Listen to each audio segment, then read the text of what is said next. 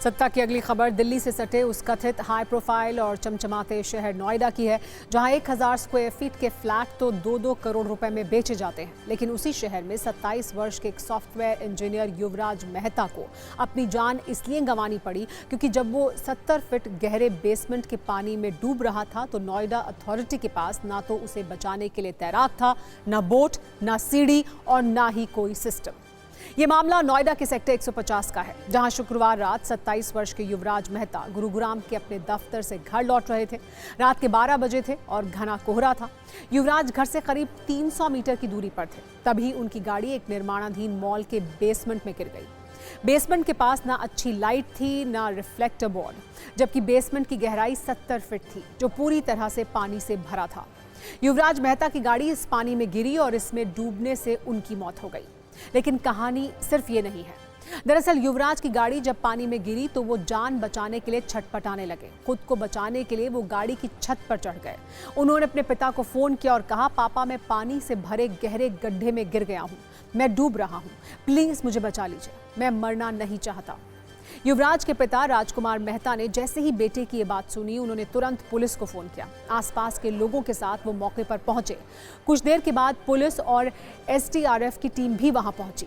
युवराज के पिता मौके पर मौजूद लोगों से अपने बेटे की जान की भीख मांगते रहे, लेकिन प्रशासन के पास ना तो गोताखोर थे और ना ही जरूरी संसाधन। वो देखते रहे, युवराज डूबता रहा। युवराज आवाज लगा रहा था कि कोई बचाओ, लेकिन ना तो एसडीआरएफ की टीम से कोई पानी में कूदा और ना ही प्रशासन का कोई दूसरा व्यक्ति। कोई पानी के ठंडे होने की बात कह रहा था तो कोई कह रहा था कि पानी गहरा है, इसमें कैसे कूदें। और जब तक वह नाव पहुंची तब तक युवराज पानी में डूब चुका था। उसकी सांसें टूट चुकी थी और वहां मौजूद लोग उसे डूबते हुए देखते रहे थे। हालांकि जब सिस्टम की रूह ठंडे पानी से कांप रही थी और एसडीआरएफ की टीम पानी में कूदने से डर रही थी, तब एक डिलीवरी बॉय मुनिंदर 70 फीट उस गहरे मौत के गड्ढे में कूदा। लेकिन प्रशासन की देरी के कारण उसकी ये छलांग भी युवराज मेहता को बचा नहीं पाई। लड़का कम से कम 1.5 से 2 घंटा जीवित रहा है, गाड़ी के ऊपर बैठा है। गाड़ी भी नहीं डूबी, गाड़ी में पानी नहीं भरा था। पुलिस आई, पिताजी आए, उनके पुलिस प्रशासन भी मौके पे आ गए थे हालांकि, लेकिन पुलिस के पास वो साधन नहीं थे जो गाड़ी को और लड़के को बचा सकते हैं। क्यों? उनमें कुछ बुजुर्ग अवस्था में भी थे पुलिस वाले, जो नौजवान थे एक दो, तो उन पर तैरना नहीं आता था। तो उन्होंने तुरंत फायर ब्रिगेड पे कॉल किया था। फायर ब्रिगेड आई थी। फायर ब्रिगेड पर जितने भी फायर ब्रिगेड वाले थे उनके पास नाव थी, सेफ्टी जैकेट थी, 100 मीटर का रास्ता था। लेकिन वो ये चीज़ कह रहे थे बार बार, पानी बहुत ठंडा, इसमें सरिया है अंदर, हम नहीं जाएंगे। मैंने कहा मैं जाऊँगा, तो मैंने पूरी इजाज़त लेने के बाद मैं अंदर गया।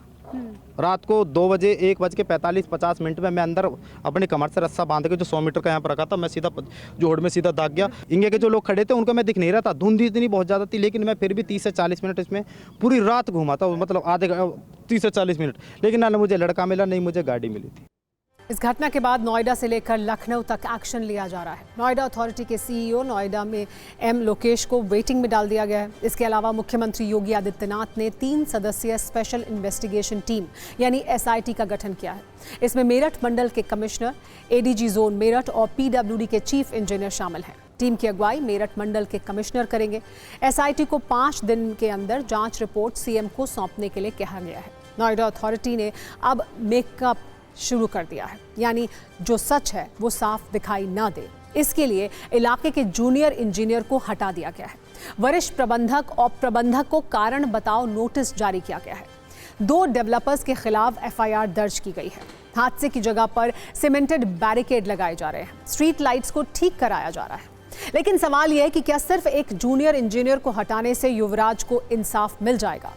ये सवाल इसलिए भी क्योंकि कुछ दिन पहले ही इस जगह पर एक ट्रक इसी बेसमेंट में गिरा था। ट्रक ड्राइवर भी पानी में कूद गया था, लेकिन तभी वहां से गुजर रहे लोगों ने उसकी जान बचा ली थी। लेकिन इस बार ऐसा नहीं हुआ और युवराज की मौत हो गई। सवाल यह है कि जब कुछ दिन पहले ऐसा ही हादसा हुआ था तो नोएडा अथॉरिटी ने वहां पर सुरक्षा के इंतजाम क्यों नहीं किए? वो किसी की मौत का इंतजार कर रहे थे? आखिर में नोएडा अथॉरिटी पर हत्या का मुकदमा क्यों ना चले? स्थानीय लोगों में गुस्सा है। वो आरोप लगा रहे हैं कि बार बार जानकारी देने के बाद भी नोएडा अथॉरिटी ने इसकी अनदेखी की, जिसके कारण ये बड़ा हादसा हुआ। नोएडा अथॉरिटी से स्थानीय लोग इसलिए भी नाराज हैं क्योंकि जिस मॉल के गड्ढे में डूबने से युवराज की मौत हुई है उसे नोएडा प्राधिकरण ने अपने कब्जे में ले रखा था, लेकिन इसके बावजूद प्लॉट के आसपास कोई सेफ्टी वॉल नहीं बनाई गई थी, सुरक्षा के उपाय नहीं किए गए थे। ये हादसा नोएडा के उस इलाके में हुआ है जिसे नोएडा अथॉरिटी अपने सबसे प्रीमियम सेक्टर में से एक कहता है। भारत के top performing real estate micro market Anarock की रिपोर्ट के अनुसार नोएडा के सेक्टर 150 में रियल एस्टेट में 2021 से 2025 में कीमत 139% तक बढ़ गई, जो दिल्ली एनसीआर समेत भारत में सबसे ज्यादा है। इतना ही नहीं, यहाँ फ्लैट का किराया 71% तक बढ़ा है, जो दूसरी जगहों से काफी ज्यादा है। नोएडा अथॉरिटी देश की सबसे अमीर अथॉरिटी में से एक है। 2025 में इसका वार्षिक बजट 8,000 करोड़ रुपए के करीब रहा है। बावजूद इसके यहां रहने वाले लोगों का कहना है कि इस इलाके में सुविधा जीरो है।